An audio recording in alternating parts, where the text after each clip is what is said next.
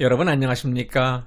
프랭크남쇼에서 보내드리고 있는 시사풍자 만평. 오늘은 이정희를 제일 존경한다는 배반의 아이콘 준 멜레온, 이런 내용으로 준비했습니다. 지금 정치권에서는 세상을 시끄럽게 하고 있는 어떤 한 사람에 대해서 비난의 소리가 매우 요란합니다. 이리저리 잘 옮겨다니면서 적응을 잘한다 해서 박쥐와 같다, 자신을 인정해주고 키워준 은인을 하루아침에 뒤돌아서 비판하면서 탄핵은 정당한 것이었기에 박근혜 대통령에 대한 사면 요청을 하지 않겠다, 그러한 선언을 해서 배시인의 아이콘이다, 그때그때 필요에 따라 색깔을 잘 바꾸는 카멜레온이다. 그래서 어떤 사람들은 그자를 준 멜레온이라고 부르기도 합니다. 카멜레온은 뱀목 카멜레온과에 속하는 파충류의 일종입니다. 카멜레온의 특징은 주변 환경에 따라서 피부색을 잘 바꾸는데, 카멜레온의 변신은 의사 전달에서도 중요한 역할을 하며 변신한 색깔을 가지고 감정을 표현하기도 합니다. 그자가 누구라고 실명을 밝히고 싶지 않은 이유는 그 이름 석자도 입에 올리고 싶은 생각이 들지 않아서입니다. 그자가 가장 존경하는 인물은 전 통진당 대표 이정희라고 그럽니다. 통진당, 즉 통합진보당은 당의 강령이 북한의 지도 이념을 추종했고, 당의 목적이 우리 헌법의 자유민주주의적 기본 질서에 반하는 북한식 사회주의를 추구하고, 핵심 세력인 혁명 조직의 내란 음모 등 그 활동도 북한의 대남 혁명 전략에 따른 것으로 분석이 되어서 헌정사상 처음으로 헌법재판소가 정당 해산을 결정해서 해체된 정당입니다. 준 멜레온으로 불리는 그자가 가장 존경하는 사람이 이정희라면 과연 준 멜레온의 정체는 무엇인지 매우 궁금합니다. 문재인에게 비굴할 정도로 아주 90도 이상 머리를 숙여서 인사하는 야권 인사는 어쩌면 그자 외에는 아직 아무도 없었을 것입니다. 본인은 노무현 장학생이 아니라고 극구 부인을 하고 있습니다. 물론 장학생이 될 만한 인품은 아닌 것 같아서 그의 말을 그대로 믿고 싶습니다. 그런데 장학생도 아니면서 노무현 장학생 수여식장에는 왜 갔으며 사진은 또 왜 같이 찍었는지 해명이 좀 필요할 것 같습니다. 6.25 전쟁 영웅 고 백선엽 장군에 대해서 민족의 반역자라는 발언을 해서 애국 우파 진영으로부터 지탄을 받고 있는 민주당의 김광진과 같이 밥 먹고 술 마시면서 노래방도 같이 다니는 아주 막역한 사이라고 친분을 과시하는 준 멜레온, 아니나 다를까 노회찬 장례식장에 가서는 통곡을 하는 장면을 연출하고 있습니다. 프랑스의 인상주의 화가 에드와르 마네의 누드 유화작 올랭피아를 패러디해서 더러운 잠이란 이름의 표절 그림으로 전시회를 주최하면서까지 박근혜 대통령을 모욕한 자가 바로 표창원입니다. 표창원은 그와 같은 패륜적 행위로 인해서 여성계로부터 강력한 비난과 국회 윤리위원회에 회부되는 사태까지 발생을 했는데, 준 멜레온은 그와 같은 표창원과 아주 가까이 지내고 있는 사이이며 주진우, 김광진, 김어준 등 대표적인 좌파 인사들과 유난히 잘 어울리는 그러한 사이라는 것은 무엇을 의미하는가?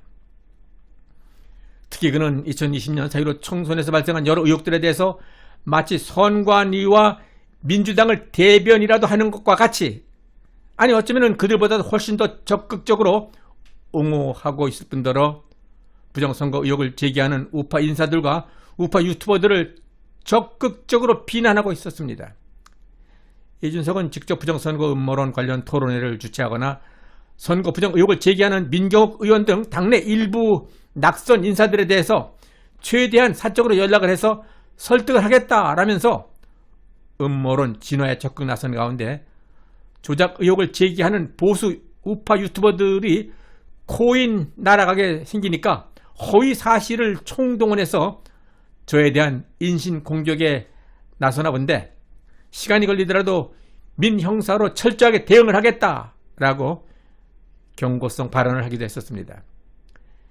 이준석이 이러한 사회로 총선 관련 부정 의혹을 제기한 민경욱 의원을 설득을 하겠다라는 발언과 또 보수 지지자들과 맞서 싸우고 있는 그러한 행태에 대해서 통계가 잘못된 것에 대한 의혹을 제기하고 있는 마당에 엉뚱하게도 이준석은 숫자를 토론으로 이겨버려 한다라면서 이준석이 이렇게까지 선을 넘어 오버하면서 너무 설치는 것을 보니 무슨 다른 의도가 있는 것 같다 라는 식의 비난 여론이 나오기도 했습니다.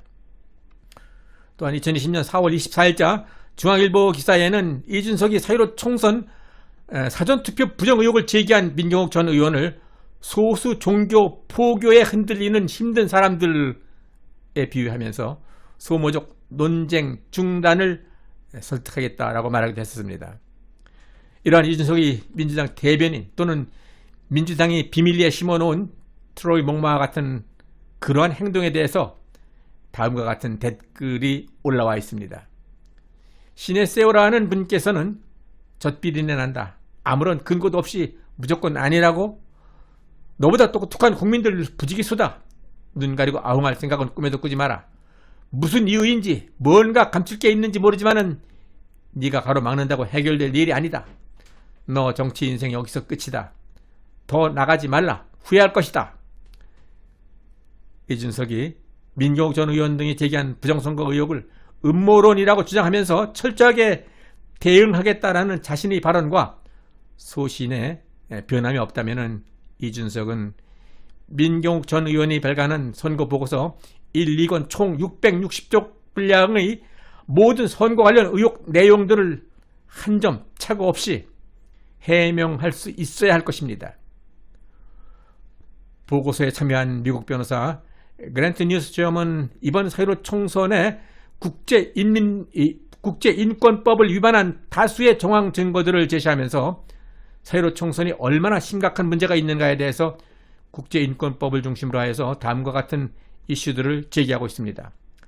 한국의 중앙선관위의 편파성 문제라든가 조작에 취약한 한국의 사전투표 제도, 비밀투표 원칙을 위협하게 된 사전투표 용지에 사용된 QR코드, 총선에 사용된 전자개표기와 관련된 불확실성, 선거 네트워크망에 대한 사이버 보안, 개표 과정에서 드러난 문제점, 투표 용지 관리와 유령 투표지의 가능성, 언론이 자유로운 보도에 대한 방해 등 대표적으로 지적한 15가지 이슈는 이미 국내 언론과 유튜브 등에서 지난 1년 동안 수도 없이 제기되어 왔던 것들이지만은 국제적인 전문가가 보고서에 올렸다라는 것은 확실히 다른 의미를 전해주고 있습니다.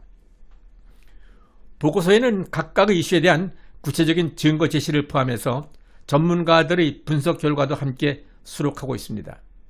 특히 사진과 동영상 자료들이 풍부하게 갖춰져 있어서 보고서를 읽는 이로 하여금 이 보고서가 사실이라면 4.15 총선은 확실히 선거에 심각한 부정이 있었다라는 결론을 도출하도록 한다라는 평가가 나오고 있습니다. 660쪽이나 되는 방대한 내용에는 각계각층의 유명한 대학 교수진과 통계 전문가, 컴퓨터 관련 전문가, 법률 전문가 등 세계적인 석학들이 자신의 이름을 걸고 선거 의혹을 주장하고 있는데, 이러한 모든 사실들에 대해서 이준석은 4.15 총선에서 선거에 부정이 없었다라는 논리에, 그러한 논리는 어디서 근거한 것인지, 혹시 검은 거래에 의해서 뭔가 대단한 대가성에 의해서 선관위와 민주당의 용병 역할을 한 것은 아닌지 이제 스스로 밝혀야 할 때가 된 것입니다. 국민의힘 당대표 경선에 나선 나경원 후보는 이준석 후보를 향해서 이준석 후보가 유승민계라는 건 모두가 안다.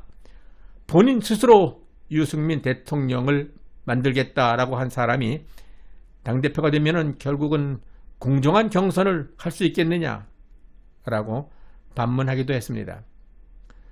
이런 여러 가지 과거의 행적과 수많은 의문점들이 있는 이준석에 대해서 민경욱 전 의원은 이준석 후보를 좌파 첩자라면서 깎아내리고 있습니다.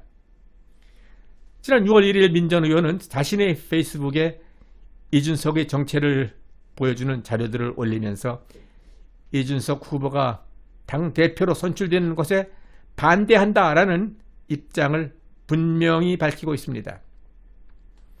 이제까지 밝혀진 여러 증거와 보고서, 각계각층의 선거 의혹 등을 이유로 우파 국민들은 현재 문재인 정권에서의 선관위를 더 이상 신뢰할 수 없게 된 것입니다. 프랑스는 우편 투표와 전자개표기가 보안에 안전하지 못하다라고 판단하여서 차기 대선에서는 사용을 금지하기로 했다고 파이낸스 투데이는 보도한 바가 있었습니다. 이라크, 필리핀, 콩고 등 여러 국가에 수출된 한국산 전자개표기를 사용하지 말라고 유엔 안전보장이사회에서 공개 경고하기도 한 한국산 K보팅 시스템. 이번 국민의힘 당대표 경선에서는 선관위가 주도하는 K보팅 시스템 선거를 거부하고 예전 방식대로 모든 투표함에 특수 자물쇠를 철저하게 채우고 국민과 당원 주도하에 수개표 방식으로 공정한 선거를 치르기를 촉구하는 바입니다.